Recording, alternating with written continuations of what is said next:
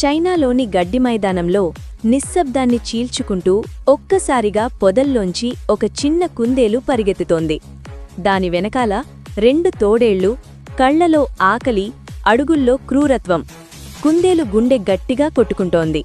ప్రతి శబ్దం ఒక మాటలా వినిపిస్తోంది.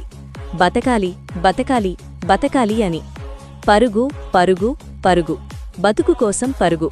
ముందు కుందేలు పిల్ల పరిగెడుతుంది. కుందేలు పిల్ల వెనుకు 2 తోడేళ్లు పరుగు పరుగు పరుగున వెళుతున్నాయి.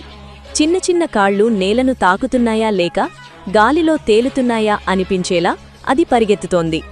దాని శ్వాస వేడిగా, వేగంగా మారింది. గడ్డిపూలు ముఖాన్ని తాకుతున్నాయి, ముళ్ళు కాళ్లను గీస్తున్నాయి. కాని దానికి నొప్పి అనిపించట్లేదు. ప్రాణభయం మాత్రమే ఉంది. ప్రాణం మాత్రమే గుర్తొస్తోంది. పరుగు పరుగు పరుగు.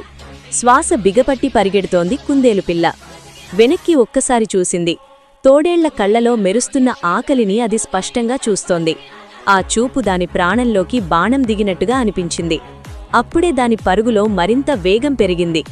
పరుగు పరుగు పరుగు. ప్రాణరక్షణ కోసం పరుగు. ఇంకొంచెం, ఇంకొంచెం మాత్రమే అని తనతోనే చెప్పుకుంటోంది. ఊపికను కూడగట్టుకుంటోంది.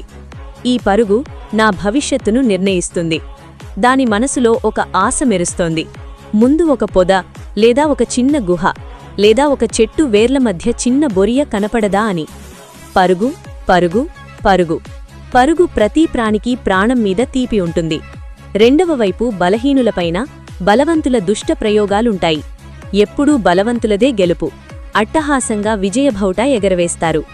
అది తన ప్రపంచం అంత చిన్నదైనా సరే, ఆ క్షణంలో ఆ చిన్న రంధ్రం దానికి విశ్వంలా అనిపిస్తోంది. అక్కడికి చేరితే జీవితం, లేకపోతే అంతం. బలవంతులు నలుగురున్నా ఒకటవుతారు. బలహీనులు లక్షల మంది, కోట్ల మంది ఉన్నా చూసి చూడనట్లుంటారు. నాకెందుకులే, ఈ సమస్య నాది కాదని ఏమీ పట్టనట్లుంటారు. తోడేళ్ల ఊపిరి దాని వెనకాల వేడిగాలిలా తాకుతోంది. కాని కుందేలు ఆగలేదు. అది తన శక్తినంతా, తన ఆశనంతా, తన భయాన్నంతా ఒక్క పరుగులో పెట్టింది. నన్ను రక్షించేందుకు ఏ దేవుడూ రాడు. నా కష్టాలను పోగొట్టేందుకు ఏ అదృష్టం నన్ను వరించదు.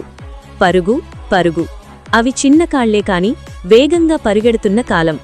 ఆ కాలంలో అంతే కసిగా, కోపంగా తోడేళ్లు పరుగు పరుగు దాని వెంట పడుతున్నాయి. ఆ పరుగులో చిన్న జీవి యొక్క గొప్ప సంకల్పముంది. ఈ క్షణానికి బ్రతికితే చాలు అన్నట్టుగా బ్రతకడానికి చేసే పోరాటం. మీరూహించండి, కుందేలు బతికిందా, తోడేళ్లకు బలైపోయిందా? ఆ కుందేలుకు ఎలుకలు తవ్విన రంధ్రం ఒకటి కనపడింది. అందులోకి దూరి దాక్కుంది కుందేలు.